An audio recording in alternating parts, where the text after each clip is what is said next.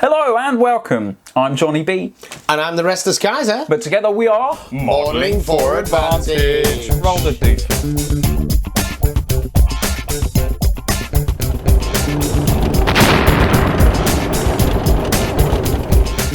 So mate, you seem to have plonked a selection of sprues in front of me. Indeed we have. Which are not Games Workshop and are not World War Action, II. or World War II. Or World War II. So in the eternal quest for skirmish games that are different, I thought we'd try some Ancients. Right. But so, why? Right, okay, we're doing Ancients. That's a broad scope of things. It's a broad scope of things. So what we're unboxing today is Victrix, the Warriors of Carthage. It's an interesting thing, Victrix, because I first saw these at Salute a couple of years ago. Yeah. And I hadn't really heard much about Victrix. And their new kits are just a big plastic bag with a bit of cardboard on the top. Like somebody's made it in a shed and then... Yeah, and I was just like, I saw them and it was like, I looked at the bags and I was like, 30 quid. And I looked no further. I thought it was just like army men, do you know what I mean? Or something like that. Yeah. Because I didn't really know what it was. And then started seeing reviews and hearing about Victrix. I wish I'd have looked closer when I was in a place that was full of Victrix. Right, so you obviously have looked a little bit closer of recent. What do you get for your $30? What you don't get is a lot of packaging or instructions. That is a fact, yes. What you do get is a lot of sprue, and it's actually quite detailed. It's multi-pose, but it doesn't look difficult to assemble. And I say multi-pose, it's multi-pose but for wargaming pieces. Yeah, so there are options. If you're playing Ancients, you may have 200-300 figures on the table. It's nice that they don't look all exactly the same, but you don't want to be spending hours modelling them either. Far too much time. So Victrix have come into the plastics game. And what you get in this, you get something like 6 or 7 of the main sprue and a couple of the command sprue. We're going to have some of these built up for you to have a look at, because you don't even get instructions, but you kind of do. And you don't get box art, but you kind of do. Mate, yes, that is strange. You've got some pictures across here of the models you can build. You've got your instructions on the back. Now, I was a bit concerned about this, because there's like, veteran bodies B1, B2, B3. I'm cool with that. Look on the sprue. And there it says B1, B2, B, and they all look fairly similar, it's the same gear. But it's on veteran heads H1, H2, H3, H4, H5. But it's not all of them. It's not all of the numbers. But actually, I suspect once you get going, it's all right. I think once you've dabbled with it, I mean, I was fortunate enough to be able to have a little dabble with this. Yeah. If we've managed to get it to work, there's a little video of Jonny B assembling these throughout the video. Yeah, that was fun. But that may have completely failed, and if that's the case, it's at the end of the video. all sped up. It's a new experiment for us. An experiment indeed, sir. So you get quite a bit of monkey buck. The instructions then, John, you did build these. Were they all right to build? Mate, what I did is I looked at it, and you may be able to see, even though if this video has worked, at the very beginning, you'll see my hands do a lot of this, which is like, what the hell am I looking at? Right. So most of it's quite self-explanatory, to be fair. You can see what arms naturally would go with what bodies. You know, some are from the biceps, some are just hands, which obviously go on the models which only need a hand. Yeah. And you can work through and there's left and right handers in here. There's left and right handers in there. You can kind of figure out without the instructions.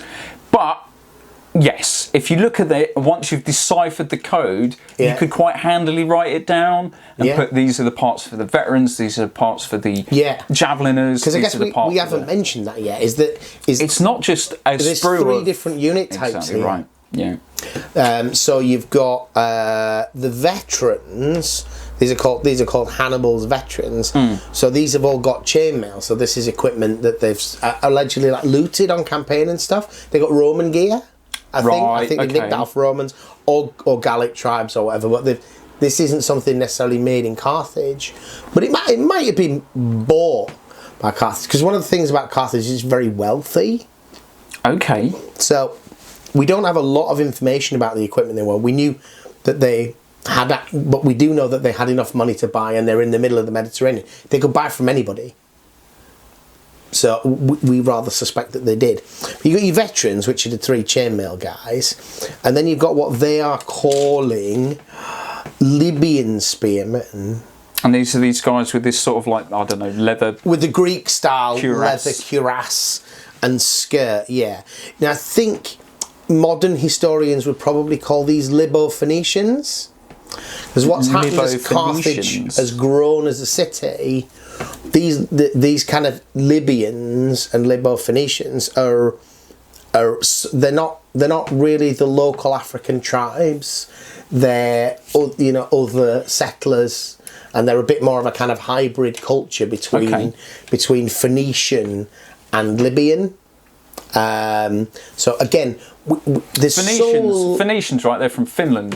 Phoenicians are not from Finland. No? So Carthage as a culture is supposed to have come from Tyre and Sidon, which is in the Middle East. Right. So they are. They have this strange kind of cultural kind of look about them, which we're not quite sure how Eastern looking, like as in Persian type equipment.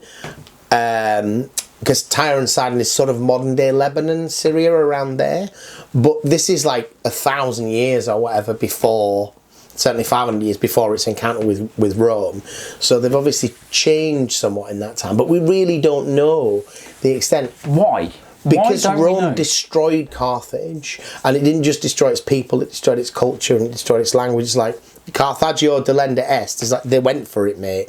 You know, you talk about salt in the wounds. When they destroyed Carthage, they ploughed salt into the fields so that you couldn't ever grow that. It was like, mate, we really hate you. We really, really hate you. They didn't just go there, beat them up and like take over. They just... No. So there's three Punic Wars. First one is over Syracuse largely, Sicily, and there's a Greek kingdom, Syracuse. There's a Roman settlement in the northeast, and there's a Carthaginian settlement. And there's kind of skirmishes go on for years, but then full-blown war, First Punic War. Carthage loses the First Punic War and is embarrassed by it, but then builds a new empire in Spain under... It's Hannibal's father builds this new empire. Right. Hannibal kind of is the leading general out there. It's like, right, we're going to use this new empire to start a war with them bloody Romans, and we're going to win it. And that doesn't go so well either. Well, he has a good 10 years, but they lose. Yeah. The Third Punic War is years later. I think it's 147, 146 BC. Carthage is nothing compared to what it had been previously, and the Romans just sort of send an army and just trash Carthage forever. That's it. So why? What's the thinking then? Why choose this point in time? Because what you just explained to me sounds like a very big full stop in history regards Carthage. So what's the thing? The British in me, we like the underdog, don't we? Yes, we want the losing team to win. We're rooting for Team B in all of these scenarios. Team Jonny B. Team Jonny B. So Carthage is potentially the one empire that genuinely rivals Rome early on, but it loses. Right. But it nearly... Right. And Hannibal is like one of them great what ifs. It's like he wins all the battles and loses the war. And there's a lot of campaigns that have gone like that. It's like there's more to a war than just winning battles. Yes. So but Carthage comes out as a great hero because he defeats armies massively bigger. But the other attraction is we haven't quite finished with the sprue. Sorry, apologies. Yeah, we've gone away. Yeah.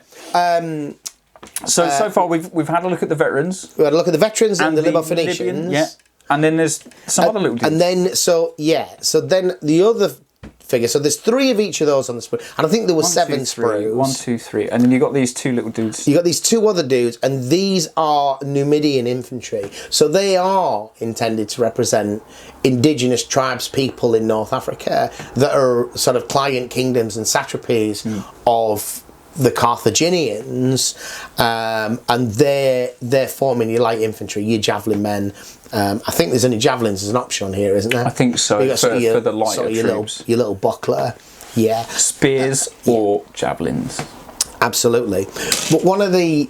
So, as a boy, you learn about Romans at school, and if you're interested in military stuff, you're like, oh, these are amazing, red armour, do all the winning. But then you come across Hannibal, the guy who nearly beat them. And the more you look into it... The guy who punched Rome in the dick. Pretty much, yeah. Hard. A few times. In fact, every year for 10 years. Take that, Rome.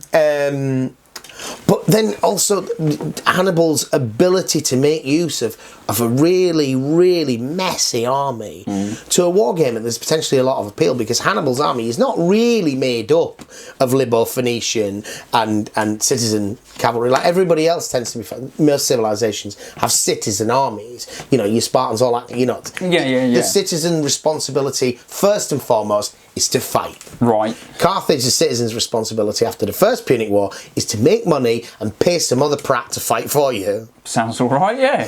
Yes. Right. But there aren't tens of thousands of dudes waiting to sign up everywhere.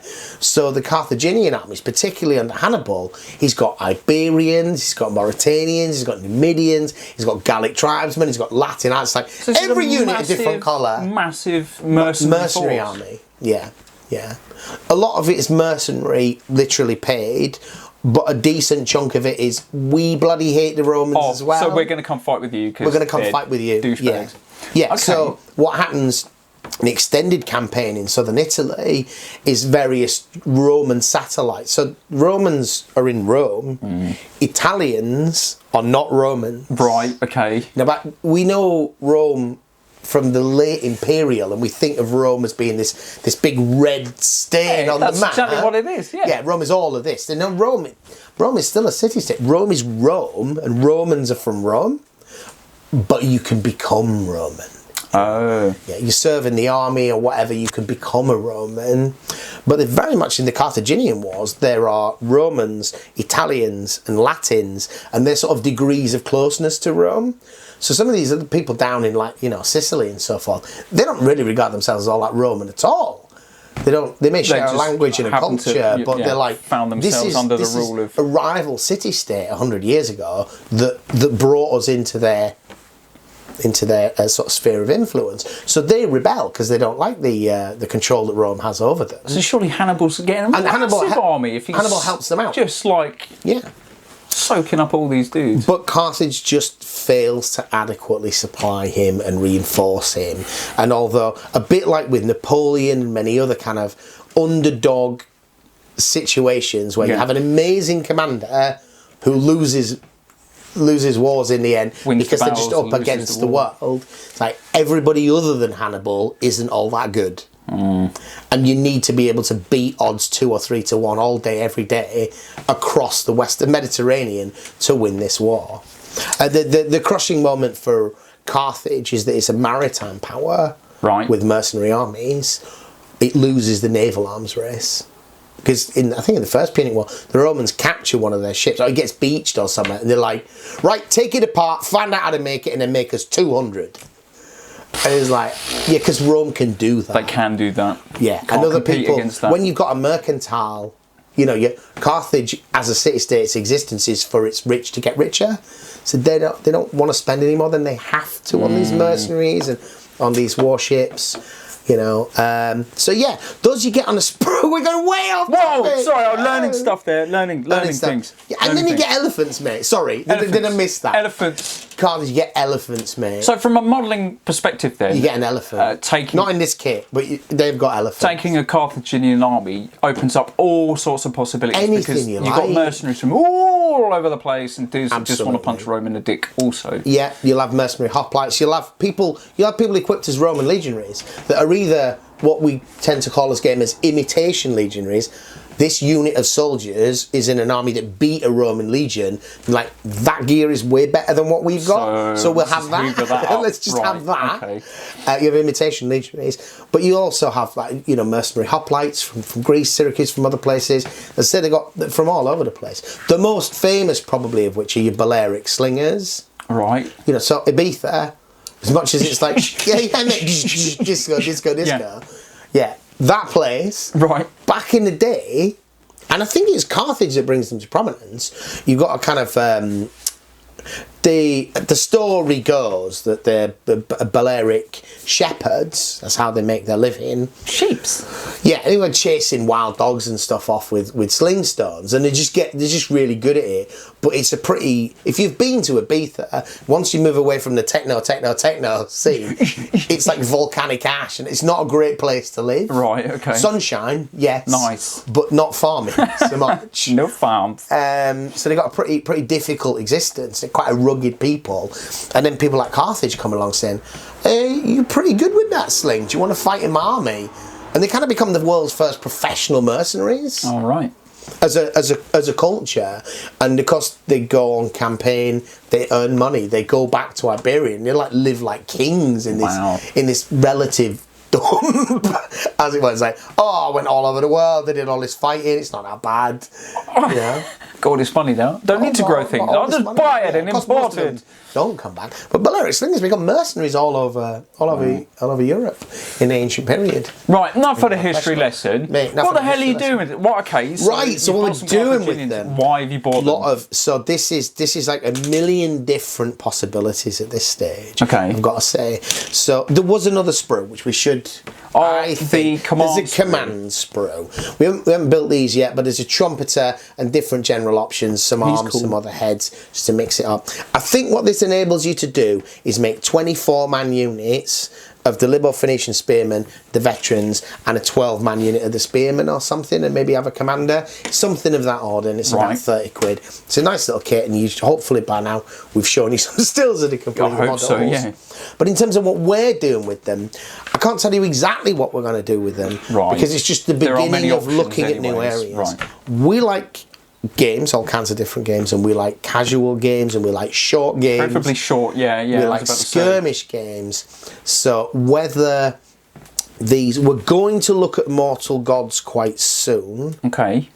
Which is an ancient Greek thing, but I'm going to paint up some of the hoplites from that as Carthaginian sacred band, which is like this cadre. We think nowadays that it's like a cadre of trained citizen soldiers that provide like the centre block of the army. Okay. They don't do a lot of the fighting. They're like the old guard, or the the main. When they need it. It's like when we need it, but they also provide that kind of experience, that experienced element that's been on campaign and is committed to what you're doing. Right. If it really goes bad, sacred band. But again, we don't know a lot about it. The Greeks had sacred band, so there's been a lot of assumption that it was like the Greek sacred band. Similar, but different. But it probably wasn't. Yeah. We don't really know. But we do believe that they use the same kind of equipment. So I'm going to paint my hoplites from that box. But you'll see more on that later. But I'm also looking at things like sword point. I've had really good things. You know, Nick from Medieval Warrior? Yes. Yeah, he's been really banging the drum for sword point, which is a mass battle system. And I just wanted to start with having a look at some ancient figures. Well, you love ancients, don't you? And Two Fat Lardies, they've got their infamy system, which again a lot of people like. I don't know much about it, but yeah. They're working on a Carthage expansion for that, I think. So, but even if they're not, I can make some Gallic tribesmen for a Carthaginian army and using that. So, a bit like you mentioned before, Jason from Gaming Nights, like use the same models in a lot of different games, because we want to try a lot of different ancient skirmish type dip our things toes and in decide various which systems. Suits us. Yeah. Awesome. Well. What do you reckon? Get some paint on them, mate. Get some paint on them. We'll leave some stills, and maybe the video that we've been talking about is actually coming now. Maybe it came earlier. That's this. It's 30 quid from Victrix. You get 3 units in this kit plus commanders, and there's a nice bit of functionality. Would you have any tips for anybody building this kit, John?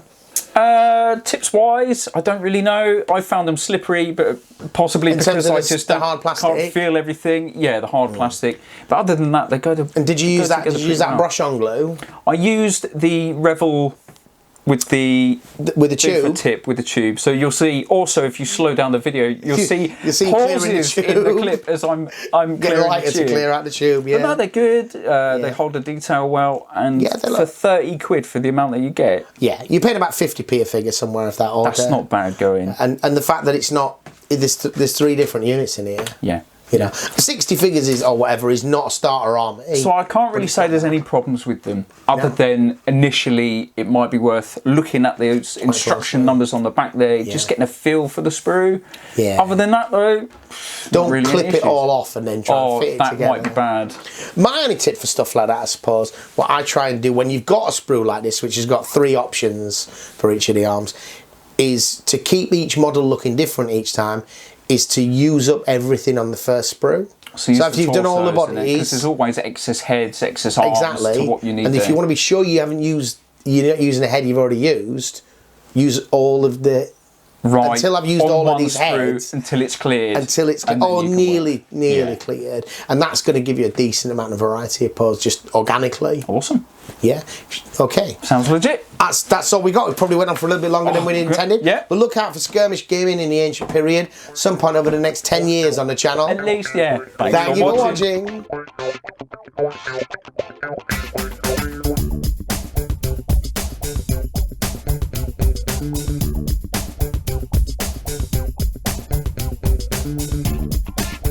If you enjoyed what you'd seen, why don't you come check us out on modelingforadvantage.co.uk. There's loads of different ways you can support the channel over there, including merch, that kind of stuff.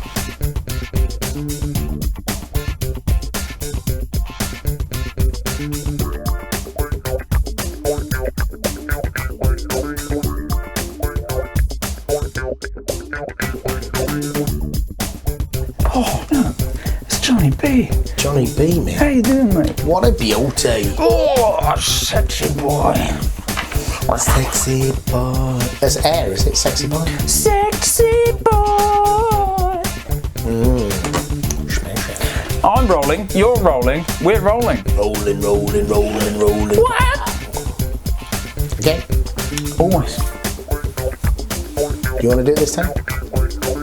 I wonder if I can say hello and welcome without sounding a bit special. Let's give it a go. Let's try it. I'm going to be a bit proper. I'm going to try and... You're going to try and imitate me? No.